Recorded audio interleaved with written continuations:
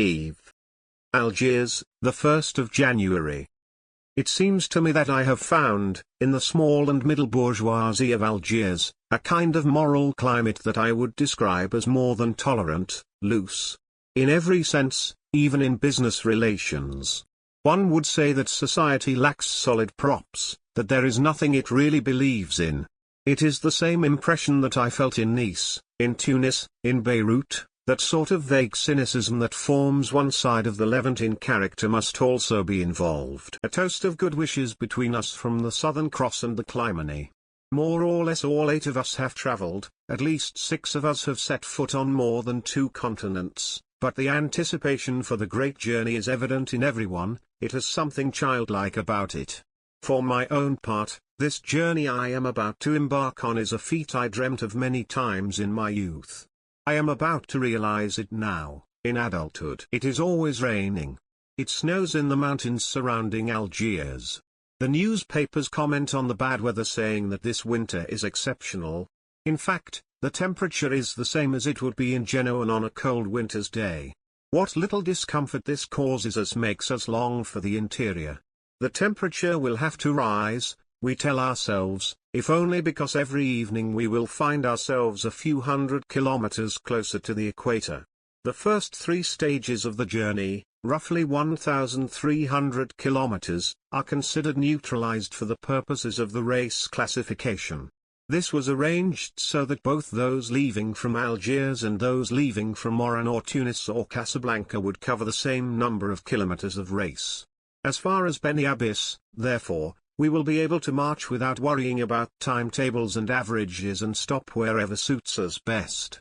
On the other hand, the places of accommodation are, of course, rigidly fixed, and a regular and orderly turnout has been planned. Tomorrow morning, the great journey will begin. In addition to our Southern Cross and its twin Clymene, 2 other vehicles will set off. One is an old Ford light truck that 3 young friends from Oran bought by scraping together their savings, the other is a brand new, powerful car, a hot kiss driven by a certain Sayag. These 2 competitors will, however, leave Oran and our paths will then join at Ainsfra.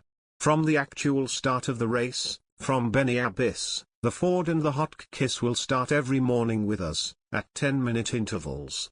The starting order will change every day. The car that left last the day before will be first, in rotation.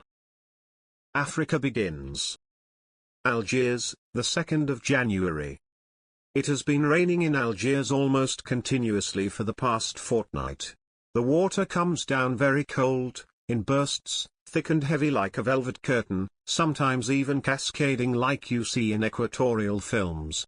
I get on the Southern Cross, only a few minutes to go.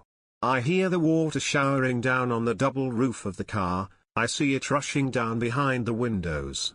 I glimpse Arab women passing swiftly by in the uncertain dawn light, their white silk paludements made transparent by the water soaking them, their light veils clinging to their noses and chins, their heels red from the cold.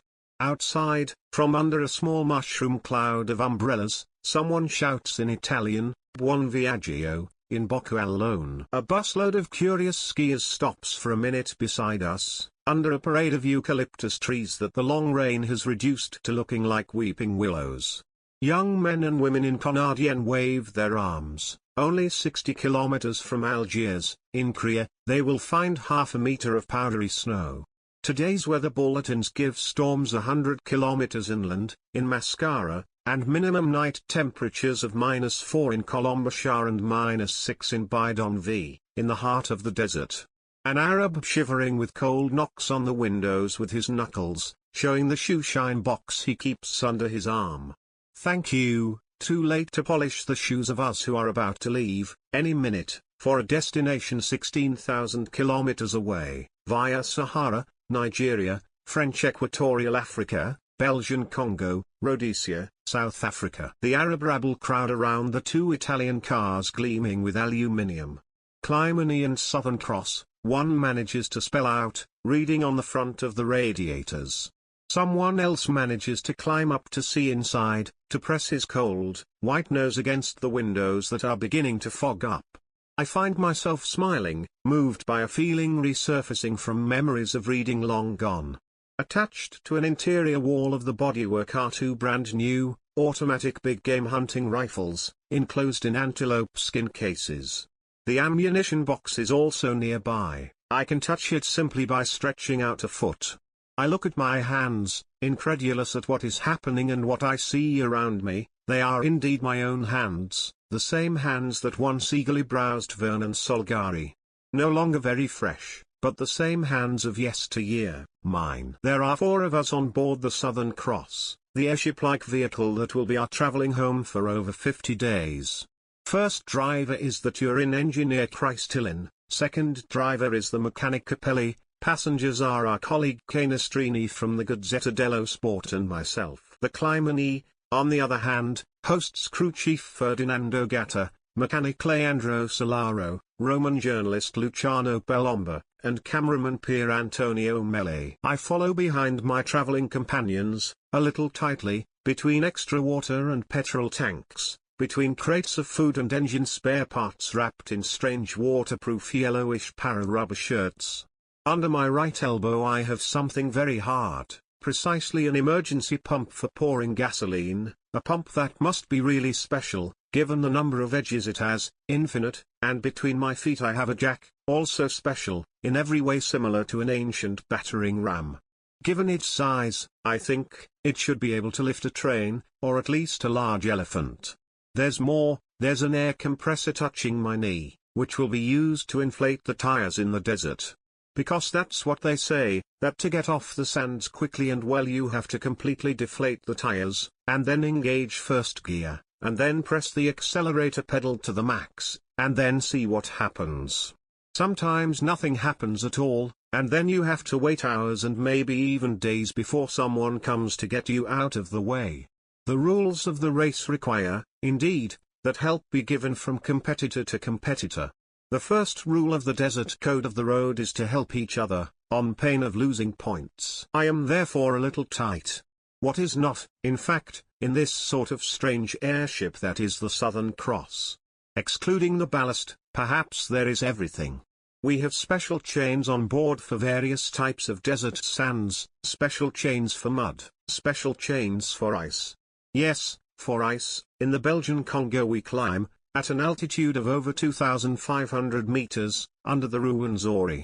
On the roof of the car, double so that at least during the ride the air can flow through the gap and enter the car a little cooler, are the big tools, 4 3-meter-long poles, 4 oak planks the same length and a span high, 4 duralumin ladders, 4 mats of coiled wire mesh chains, iron and wooden poles, jacks, planks, ladders and wire nets will serve, I am told, to help us out of the mud and sands.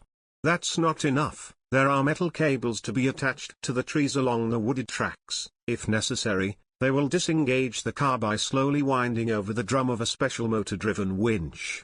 The motor of this winch, to say the least, is there for sure. I feel some hard part of it stinging my back. Maybe I will be continually rammed for 50 days in Africa.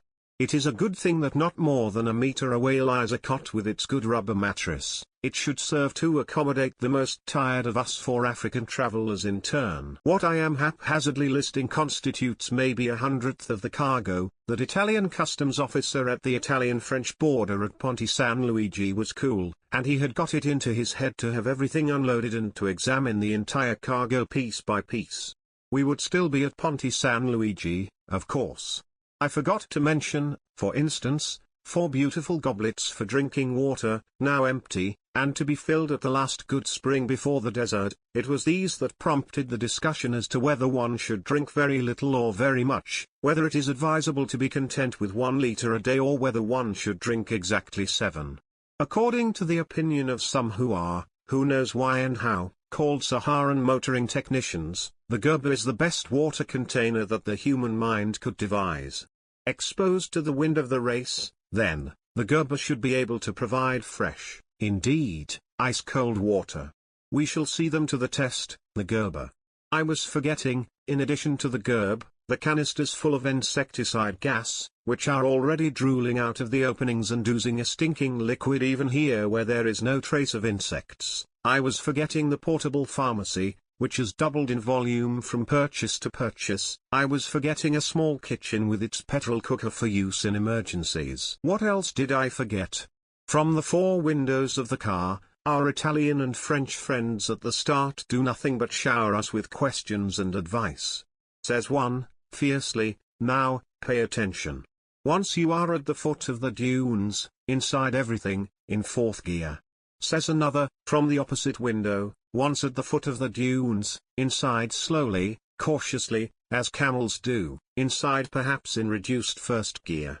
If the sea moon rises, recommends a 3rd warmly, stop suddenly, cover the car and yourself with a tire and stand there quietly. Above all, the tire is important. If you didn't have a tire, you'd find yourself in a few minutes with all the windows of the car perfectly frosted, as well as, of course, the engine filled with sand right up to the cylinders, like an egg. So you have a tire with you? Yes, we also have the tire, even the stakes to fix it, even the thread and needles to mend it, even the vulcanized rubber to patch it. So what is missing on the Southern Cross and the Clymene? With the cargo we have on board we would make the fortune of a mechanic, a grocer and a pharmacist together. We would, above all, make the fortune of a junk dealer, if we consider the traveler's personal luggage. There would also be enough to form the core of a colonial clothing museum. If we were still in the days of Brazza, Livingston, and Stanley, we would need at least 200 porters. In any case, everything is now in its proper place, tied up, fixed, catalogued, put in the way that long consideration has shown to be the best. Everything is beautiful, everything is crisp, everything is tried and tested. The fans work, the compasses work, the thermometers work, the hygrometers work, the half-lights that we intend to use during the night travels, to help us sleep.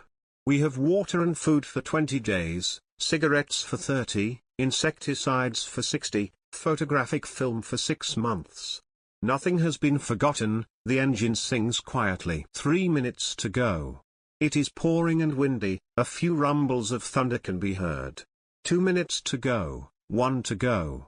A man comes running, with some wet papers in his hand. What happens? Nothing. The man was hoping to buy some Loterie Nationale tickets.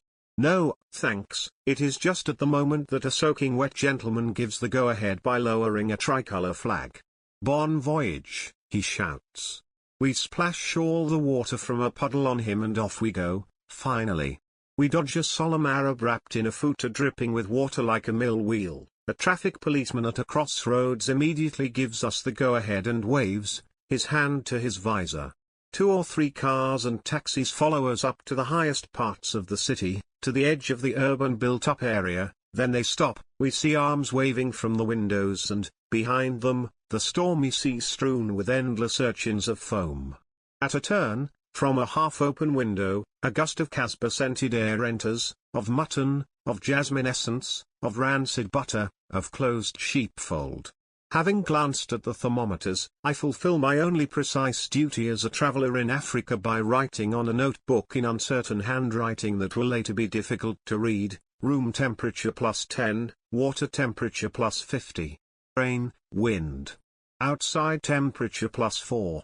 I see at the side of the road a little black boy running, almost completely naked, his curly head enormous. And I add in my notebook, this is where Africa begins.